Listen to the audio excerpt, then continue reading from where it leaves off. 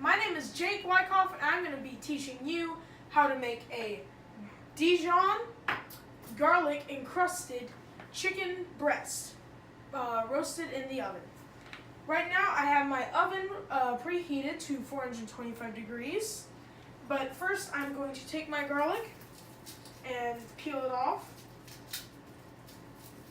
And I think I'm going to use about maybe 2 cloves of it, so that we don't want to overuse the garlic or else it might empower the actual dish. So I'm going to peel off the skin because nobody wants that in their dish.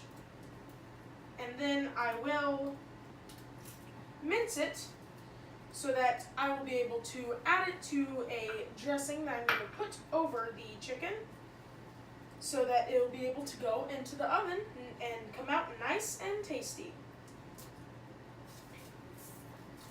Now, while I'm peeling this garlic, it is important to remember to always be safe around the kitchen.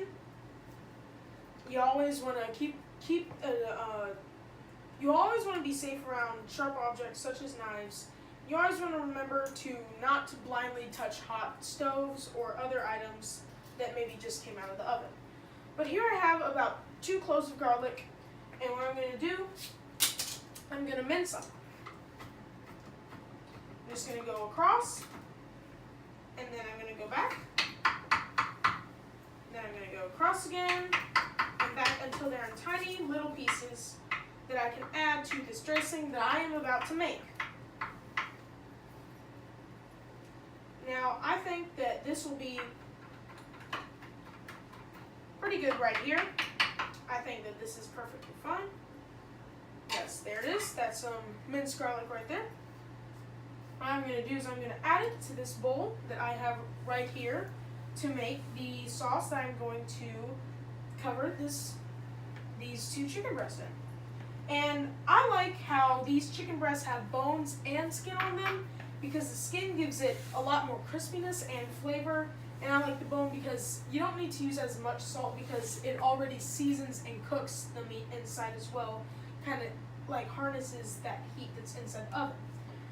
So now I'm going to take about 3 tablespoons of this olive oil, or fill it to about a certain area that in this cup that I can see. Right there. I think I will add a bit of pepper.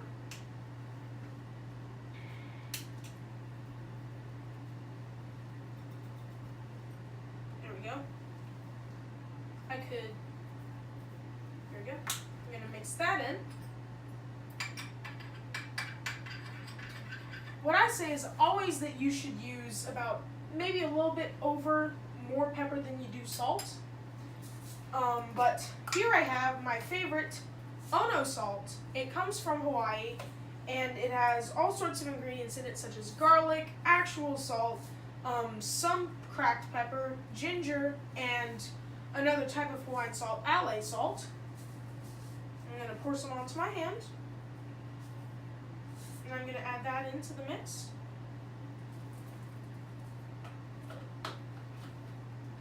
Although, now that I'm looking at it, I think I should add maybe a little bit more olive oil, just to balance things out a little bit. There we go. Now we're going to mix that. Mix, mix, mix, mix. And now for the Dijon mustard. I think I'm going to add maybe about 2 heaping teaspoons full. Something like this. And this. Alright, now that I have that going, I'm going to close off all the extra open things. And now I'm going to, you guessed it, mix. I'm going to mix it all up. Although I think I might keep it on the sink in case if anything spills. I don't want to get a messy kitchen. But what it sort of looks like right now, this isn't fully mixed, but you can see that the Dijon, the pepper, and the salt is mixing in together. But, I'm still mixing. I want to make sure that this olive oil is really emulsified with this Dijon mustard mixture. what I'm trying to do is make sure that it's somewhat of a smoothish texture on the Dijon mustard. And I think that I have mixed it maybe about enough. And now I will, first what I'm going to do is wash my hands off just a little bit. But after that, just to cover them in olive oil again so that I can get my hands nice and messy into the chicken. I'm going to cover my hands in olive oil so that I can encrust them even more. But first I'm going to add a bit of pepper and salt to them.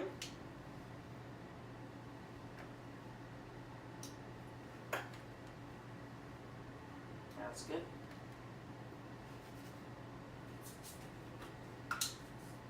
Add some salt. I want to season them nice and good. But now I'm going to add my olive oil. Here we are. Now it's time to get my hands nice and slippery. What I'm going to do first is just cover the chicken breast with this olive oil. Make sure that they're nice and covered, because we want to make sure that they cook nice and well inside the oven. Now, I'm going to reach my hand inside the skin just to get that extra coverage inside, because otherwise the only thing that will be cooking that chicken will be the skin. Now what I'm going to do is I'm going to take my mixture and, you guessed it, rub it on top of the chicken. Alright, there it goes. Ooh. This is going to taste real good. I can already tell from all the mess that I'm making. Am I right? Now, after I'm done with this, what I'm going to do is I'm going to place it in the pan and just season a little bit more. And I think that that'll be ready for the oven. Just gotta wash my hands off because I cannot stress enough how much. It's okay to, you have to wash your hands in the kitchen, but especially with chicken. There's so many things that can go wrong with chicken. You just have to wash your hands. What I'm going to do is now place them in this pan that I have set. Place one on one side, right there, and one on the other. Now these will be cooking for about 25 minutes in this 425-degree oven that I preheated. But first, I'm going to season the pan around them just a little bit more so that they can cook a little bit more. So here we go.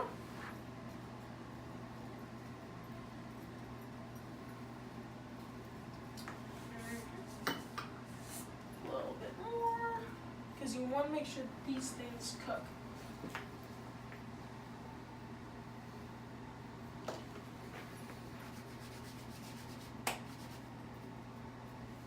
And I think that our chicken is about ready to go into the oven. Alright, I seem to have a little bit extra sauce on me, so what I'm going to do is I'm going to drizzle it on top of the chicken.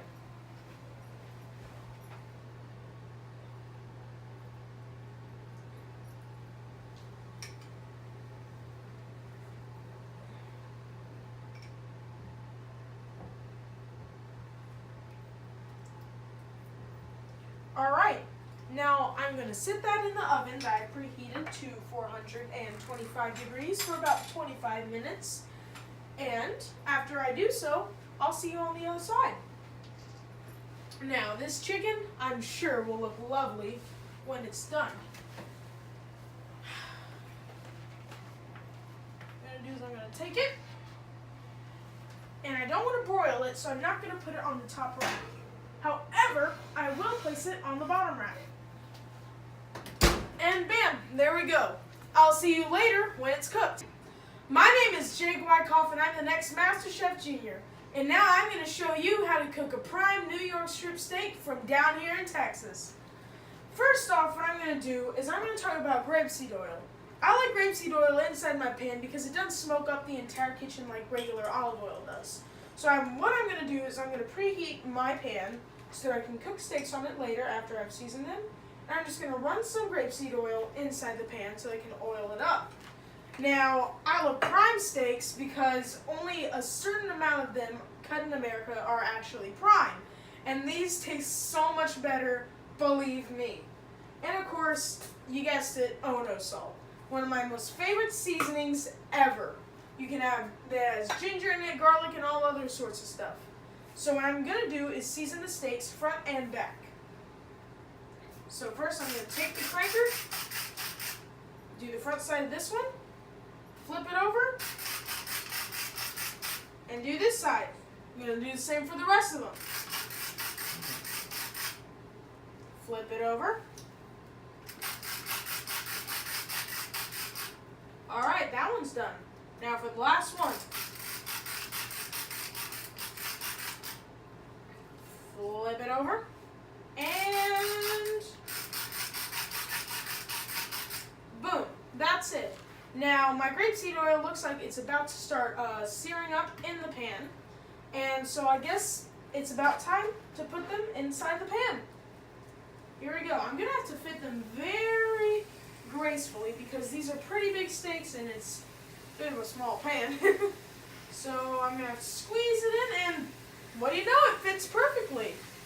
Voila! I'm going to, of course, wash my hands because I'm dealing with raw meat here. Once again, it can be very dangerous if you don't. Now just listen to those steaks sizzle. It's my favorite thing to listen to in the entire world. And while this is going, I also have my chicken inside the oven cooking, and hopefully I've timed it correctly so that by the time my steaks are done, I can also pull out my wonderful chicken.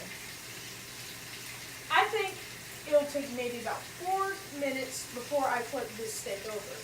That's about how long it takes for these sort of cut steaks like this. Otherwise, these are just my favorite steaks to ever have because New York strips are a bit more leaner than maybe say filet or something like that. You just get so much more meat out of each cut. And now I think that I'll see you when it's time to flip them over. Well now, the steaks have seemed to be cooked on the first side. So I'm going to flip them over. I'm going to flip over the first one and here we go. Ooh, look at that. That is just wonderful. That is a wonderful grilled sear right there. Now I'm going to flip over the second one. And here she comes. Ooh, wow, look at that. Ooh, that is beautiful. Now the third one, the biggest one. Oh, yeah. Wow. Look at that wonderful grilled sear on those. That is amazing. Pretty soon, those are going to be fully cooked. But for now, in the meantime, I think what I'm going to do is wash off this chopping board because I was dealing with raw meat on it. Remember, you always want to stay clean in the kitchen.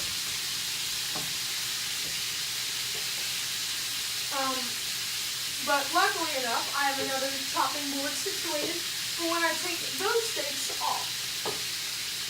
And hopefully, my time has been synchronized that I would take the steaks off by the time that I take off the chicken. And so far, I've checked in and the chicken looks a wonderful golden brown. But it's still not ready yet. There's still a bit of raw on it, but of course that's nothing a little bit of oven time can handle. It's a wonderful clean chopping block right there. We can place that to the side. And we have a bit of a larger one right here. But for now, I guess I'll see you later when I take the steaks off the grill pan. Man, these steaks are looking really good so far. I think that there'd maybe be about a minute left on them. They still look a little pink around the middle.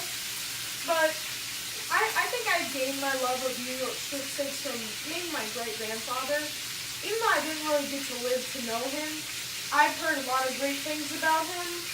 And one thing, he loves New York strip steaks. But I honestly think that this chicken and these steaks will work perfect together. Now,